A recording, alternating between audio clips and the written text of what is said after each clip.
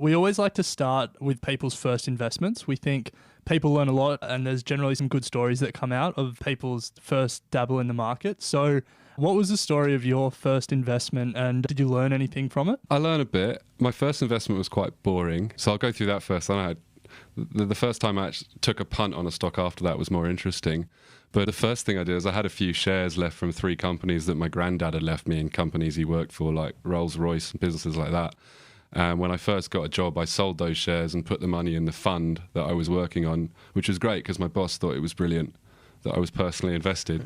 But I suppose the key learning is that you got to invest in something that you're close to, something that you care about, and something that you understand and want to work more on. Like, you've got to be able to touch your investments, because if you can't really do the research from inside your own heart and care about it, you're never going to have the attention or the understanding to get your head around it. You've got to be passionate about it, and it's got to be close to you.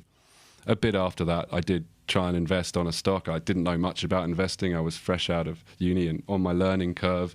And one of the coal analysts told me about this great coal stock that was definitely going to make so much money I could buy a house.